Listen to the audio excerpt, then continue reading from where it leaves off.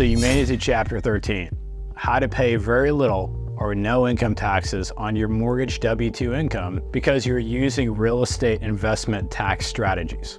What do I mean by that? It's kind of a mouthful. So let's just say you make $100,000 a year. How much should you pay in taxes and mortgage? What, probably $40,000? If you make $1 million a year, how much do you have to pay in taxes? What, $400,000? You make $10 million a year, you're paying $4 million in taxes, so on and so on. What I struggled with as I consistently try to grow my mortgage business, every dollar I made, 40–50% of it, whatever the tax bracket that you're in, I had to go pay the IRS that, or I paid that through my W-2, through my check each month. What I learned is how to build wealth. What I learned is 2013, I bought my first single family in 2013, March of 2013. I studied and built models and systems around it to where like the first year I bought 11 single family. Next year, bought another 9. By 2016, I already had 45 single family, and I started 1031 exchanging them over to multifamily. Now I own 11 apartment complexes, which is 487 doors. So some might say I know what I'm talking about, but what I want you to understand is this is easily done at whatever level you're at. If you're making $100,000 a year and you want to buy investment property, cost segregate it, write-offs, depreciation, allows you to pay no taxes on your mortgage income. Or if you're making $1 million a year and you don't want to pay $400,000 a year in taxes, here are some strategies that have helped me, plus also many other wealthy people, that has you paying no W-2 taxes. There's something called the 25% rule that I learned to follow, and it's how to invest 50% of my income each month. As you can imagine, it was hard because most loan officers, including myself, lived high on the hog, especially when we do really well. So my income, Nikki, my wife and I of 18 years now, we used to be living off 77% of my income. That makes it really difficult to invest 50% of my income when I was living off 77% of my gross income. It doesn't work that way. So the first step having to be honest conversation with my wife that we were overextended. Not very fun conversation.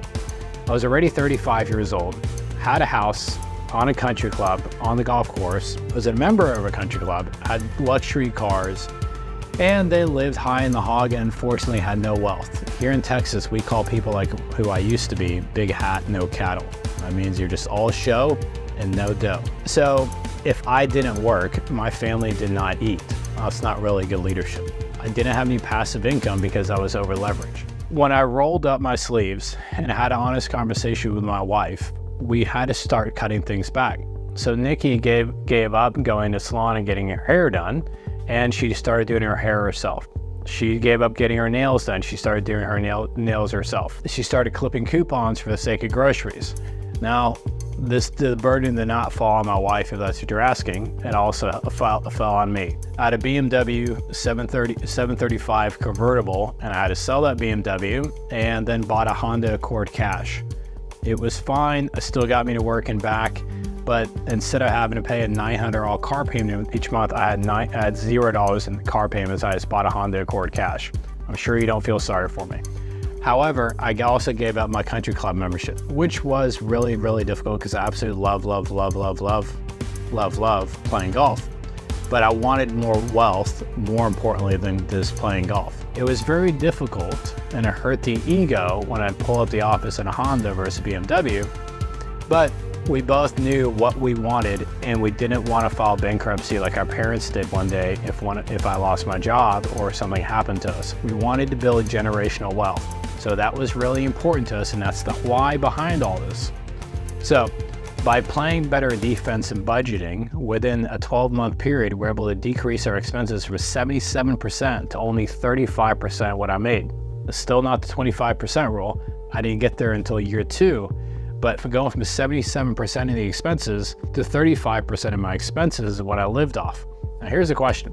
If I do that, and then from there I have less expenses, not only am I able to invest more, but I have more what? Peace of mind. I've got the ability to be more patient. I've got the ability not to feel like I really need this deal to close. I want this deal to close. When you're having to put so much pressure on yourself, sometimes you'll make bad decisions when you're needing money versus wanting money. So, which allows us to now to put more money in savings each month, which positioned us to start building our family wealth.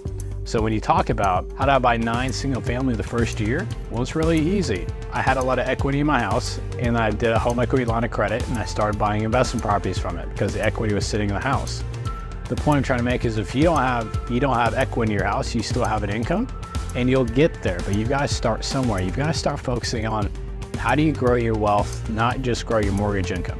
I really hope not many people fall off here, but because this is more important than growing your mortgage income. There's no point of growing your mortgage income, having a huge W-2. You're so proud of yourself. You're number one on stage. You're number one in your company, but you have no wealth. You have no residual income. You're not leaving your children and generations behind your children wealth. The single family game is where I started, and so can you because it's easy. I'll see you at the next video. We'll break down jumping in the single family game.